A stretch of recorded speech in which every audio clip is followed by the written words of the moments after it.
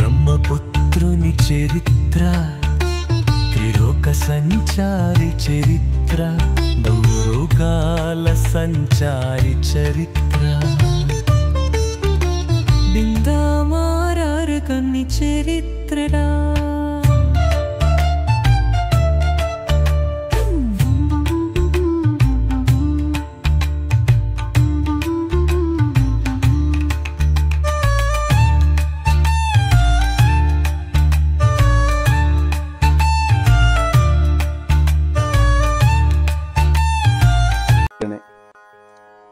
ఓం శ్రీ గణేశాయ నమః. శ్రీమాత్రే నమః. శివాయ గురవే నమః. శ్రీకృష్ణ పరబ్రహ్మణే నమః. శ్రీరామాయ నమః. శ్రీ గురుభ్యో నమః. నారాయణం నమస్కృత్య నరం చైవ నరోత్తమం దేవీం సరస్వతీం వ్యాసం తతో జయముదీరయేత్. మోహనవాణి ఛానల్ ద్వారా సద్గురు డాక్టర్ కె శివానందమూర్తి గారి విరచితమైనటువంటి మార్గదర్శకులు మన మహర్షులు అనేటువంటి గ్రంథంలో ఆధారంగా చేసుకొని గ్రంథాన్ని నారద మహర్షి యొక్క చరిత్ర మనం చెప్పుకుంటూ ఉన్నాం. ఈ నారద చరిత్రని వింటూ ఉన్నటువంటి భక్తులకందరికీ కూడా ఒక్కసారి సాధువాదాలు చెల్లించుకుంటూ, నిన్నటి రోజున మనం 7వ భాగంలో నారదుడి యొక్క చరిత్ర 2 కల్పాల్లో ఉన్నది అని చెప్పుకున్నాం. ఒక కల్పం అంటే 72 మహాయుగాలు, అది కూడా చెప్పుకున్నాం. ఒకానొక బ్రహ్మకల్పంలో సృష్టించబడినటువంటి నారదుడు ఆ బ్రహ్మకల్పం అంతా ప్రకృతిలోనే ఉన్నాడు. ఆ బ్రహ్మదేవుడు ఆజ్ఞ వల్ల ప్రకృతిలో ప్రవేశించి ముముక్షువుగా ఉంటున్నాడు 2వ జన్మలో. అంటే మోక్షాన్ని కోరుకుంటూ ఉన్నాడు 2వ కల్పంలో. అంటే నారద మహర్షి 2వ కల్పంలో ముముక్షువు అని మనం అర్థం చేసుకోవాలి. అంటే జిజ్ఞాసువై బ్రహ్మ విద్యని అన్వేషిస్తూ తిరుగుతూ ఉన్నటువంటి వాడిలా 2వ కల్పంలో జీవించాడు. ఆ తర్వాత కథ ఏమైంది అనేది ఇవాళ 8వ భాగంలో తెలుసుకునే ప్రయత్నం చేద్దాం. వాస్తవానికి మనమందరం జీవులం. మన కథ కూడా ఇదే. అనేక జన్మలు, అనేక శరీరాలు, ఒకదాన్ని పోలినవి మరొకటి వస్తూ ఉంటాయి, పోతూ ఉంటాయి. జన్మ నుంచి జన్మకి మనిషి ఏమైనా ప్రగతి సంపాదించుకోవాలి అని కనుక అనుకుంటే, పూర్వం నాకు లేనటువంటి విజ్ఞానాన్ని పెద్దల యొక్క సాంగత్యం వల్ల, నిస్సంగత్వం వల్ల సత్యాన్ని అన్వేషిస్తూ నేను పొందుతున్నాను అనేటువంటి వివేకంతో ముందుకు వెళ్ళాలి. అలా వెళితే ఒక జన్మ తర్వాత ఒక జన్మ అభివృద్ధి చెందుతుంది జ్ఞానం. దానివల్ల మోక్షం కూడా పొందొచ్చు. అటువంటి ఇచ్ఛ, బలమైనటువంటి కోరిక పుట్టాలి. తీవ్రమైనటువంటి దుఃఖం గనక మనకి సంప్రాప్తిస్తే ఆ దుఃఖాన్ని ఒక నిచ్చెనగా చేసుకొని దానివల్ల లాభం పొంది విముఖుడు అయిపోతే అప్పుడు నువ్వు ముక్తి మార్గంలో పడతావు. వేమన వంటి వాళ్ళు కూడా మొట్టమొదట విషయలోలురే, భోగాలలో ఉన్నవాళ్లే, సానికొంపల వెంట తిరిగిన వాడే ఆయన కూడా. అయితే వైరాగ్యానికి దుఃఖం కూడా ఒక్కోసారి హేతు అవుతుంది. దుఃఖం వల్ల కూడా వైరాగ్యం వస్తుంది. దానివల్ల మనిషికి పరివర్తన కలుగుతుంది. అంతేగాని శ్మశాన వైరాగ్యం, ప్రసూతి వైరాగ్యం ఇవి తాత్కాలికం. అవి అంతసేపే, అక్కడి నుంచి యువతగా రాగానే అవన్నీ పోతాయి. అయితే శైవం, వైష్ణవం ఈ రెండింటి పట్ల భేద దృష్టి ఏదైతే ఉందో అది మనిషికి సహజమైనటువంటి లక్షణం. ఈ సృష్టిలో కనుక దాన్ని తొలగించుకోవాలి అంటే, ఆ భేద బుద్ధిని తొలగించుకోవాలంటే ఒక మార్గం ఉంది. అదే విష్ణు పురాణంలో చెప్పాడు వేదవ్యాసుడు. ఏమంటాడు? విష్ణుమూర్తి చెప్పిన మాట, నాకు భక్తుడై రుద్రుణ్ణి ద్వేషించినటువంటి వాడు, శివభక్తుడై నన్ను ద్వేషించిన వాడు నరకంలోనే ఉంటాడు అంట. అంటే ఎప్పటికో అప్పటికి భేద దృష్టి పోవాల్సిందే, లేకపోతే వాడికి మోక్షం దొరికే అవకాశమే లేదు. అయితే భక్తితోటి విష్ణుమూర్తి యొక్క ఆరాధన చేసిన వాడికి ఫలం ఉండాలి కదా మరి. అలాగే శివారాధన చేసేవాడికి కూడా ఒక ఫలం ఉండాలి. ఎందుకంటే గృహస్థుగా ఉండేవాడు ఫలాన్ని ఆశిస్తాడు.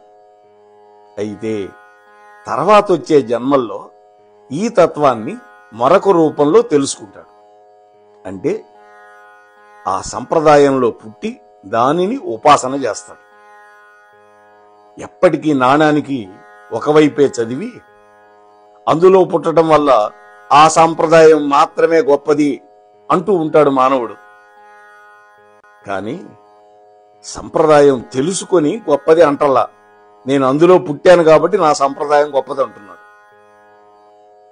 అసంపూర్ణమైనటువంటి ఆ సగుణోపాసన సంపూర్ణత్వం చెందడం కోసమని ఒక్కొక్క జన్మలో ఒక్కొక్క విభాగాన్ని అనుష్ఠానం చేస్తూ ఉంటాడు జీవుడు. అప్పుడు మాత్రమే అది సంపూర్ణం అవుతుంది. చివరికి ఒకనాడు ఉత్తీర్ణత పొందుతాడు. కానీ సగుణ భక్తి అనేది సాత్వికం అయి ఉంటే, సగుణ భక్తి అంటే ఏంటి? విగ్రహారాధన, ఇవన్నీ సగుణ భక్తులు.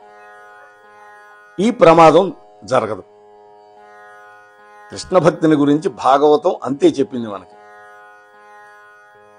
పర్యవసాన స్థితిలో భక్తుడు ఉండాలి ఎప్పుడు కూడా.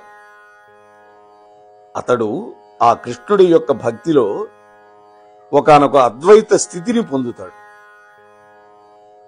ప్రపంచంలో ద్వైత స్థితిలో ఉండి, అంటే నేను వేరు ఆత్మ వేరు అనేటువంటి దృష్టిలో ఉండి దాని యొక్క ఉపాసన అలాగే చేస్తూ ఇతరములన్నిటినీ ద్వేషిస్తూ ఉన్నంతసేపు అంతకాలం ముక్తి మాత్రం దొరకదు.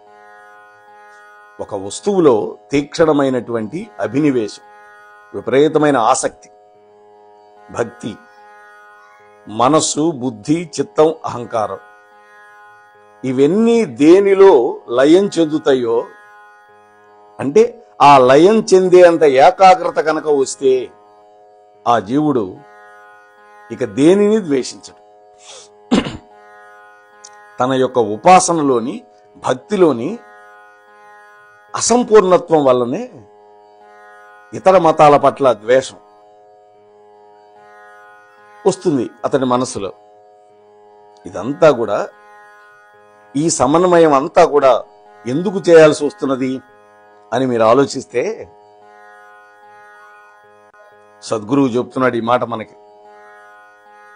నారదుడు బ్రహ్మ దగ్గర ఉపదేశం పొంది కైలాసం వెళ్ళటం దేనికి అసలుకి?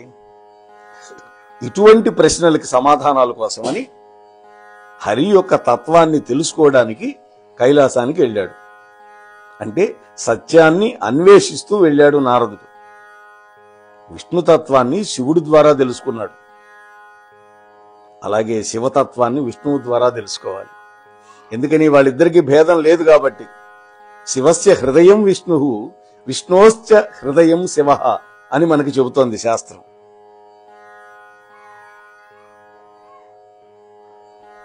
అయితే సత్యాన్వేషణ ఎప్పుడు కూడా క్షేమాన్నే ఇస్తుంది సాధకుడికి. ఎందరో మహానుభావులు ఉన్నారు, అనేకమైన మార్గాలు చెబుతూ ఉన్నారు. త్యాగరాజు కూడా అదే అంటాడు, ఎందరో మహానుభావులు అందరికీ వందనం అంటాడు. ఇక్కడ త్యాగయ్య అందరినీ మహానుభావులు అంటున్నాడు, ప్రతి జీవిని. ఎందుకని అనగలుగుతున్నాడు? తత్వాన్ని ధ్యానించినటువంటి స్థితికి వెళ్ళాడు కాబట్టి అంటున్నాడు. గణేశఖండం తర్వాత ఈ బ్రహ్మ వైవర్త పురాణంలోనే శ్రీకృష్ణ ఖండం అని ఉన్నది. అంటే శ్రీకృష్ణుడి యొక్క అవతార గాథంతా అందులో చెప్పాడు వ్యాసుడు. ఇదంతా గ్రంథస్థం చేశాడు నారదుడు. ఆ తరువాత నారాయణ ఋషి నారదుడితో అన్నాడు, ఓ నారదా, శ్రీకృష్ణావతార చరిత్రలో కృష్ణుడు కూడా శుద్ధమైనటువంటి పరబ్రహ్మమే. అతని యందు బ్రహ్మభావమే తప్ప దేవాత్మ భావన మాత్రం లేదు. అష్టభార్యలను స్వీకరించాడు. 16,000 మంది క్షత్రియకాంతలని స్వీకరించాడు. అయితే 16,008 మంది భార్యలు ఉన్నా, ఒక్కొక్క భార్యకి 10 మంది పుత్రులు ఉన్నా కృష్ణ భగవానుడికి ఏది బంధనం కాలేదు. నాయనా, నీవు కూడా బ్రహ్మజ్ఞానంలోనే స్థిరుడువైతే ప్రకృతి నిన్ను బంధించలేదు. నువ్వు సంసారంలో ప్రవేశించావా, ఆ ప్రకృతి నిన్ను మాత్రం బాధ పెడుతుంది. మోహంతో ఉన్నవాడినే సంసారం బాధ పెడుతుంది గాని విరాగిగా ధర్మస్వరూపంగా ఎవడైతే సంసారాన్ని భావిస్తాడో, అంటే ధర్మపత్నిని గృహస్థుగా ఉండేవాడు స్వీకరించి తన వంశాన్ని వృద్ధి చేసుకుంటాడు, పితృదేవతలను తరింపజేస్తాడు. అలా గనక భావన చేస్తే అది సమస్త లోకాలకి ఆదర్శ హేతు అవుతుంది. నీకు కూడా అది మంచిదే అని నారాయణ ఋషి చెప్పాడు. అంతేకాకుండా, నారదా, నువ్వు ఎంతో ప్రేమించినటువంటి గత జన్మలో నీ జ్యేష్ఠ భార్య ఉందే మాలావతీదేవి, అప్పుడు నీతో సహగమనం చేసేసింది. ఆవిడ ఈ జన్మలో సృంజయుడు అనేటువంటి రాజుకి కూతురుగా పుట్టింది. ఈ జన్మలో ఈశ్వరుని గురించి ఉపాసన చేసింది. శివుడు ఆమెకు వరం ఇచ్చాడు. తన భర్త మళ్లీ తన కోసం తిరిగి వస్తాడని, ఆమె కోసం ఉండి తిరిగి ఆమెనే వివాహం చేసుకుంటాడని కూడా వరం ఇచ్చాడు శంకరుడు. నీకోసమే ఆమె ఇప్పుడు భూలోకంలో వేచి ఉంది. నాయన, వివాహం తప్పదు అని నారాయణ ఋషి చెప్పాడు. నారదుడి యొక్క మనస్సులో వివాహం చేసుకోవాలనేటువంటి కోరిక లేకపోయినా కూడా మహాత్ముడైనటువంటి నారాయణ ఋషి యొక్క ఆజ్ఞను శిరసావహించి విషయాన్ని అర్థం చేసుకుని ఆయన దగ్గర సెలవు పుచ్చుకున్నాడు. ఇక అతడికి సంసారం అంటే భయం పోయింది. నిర్భయంగా సంసారంలోకి వెళ్ళగలను అనేటువంటి ధైర్యం వచ్చేసింది.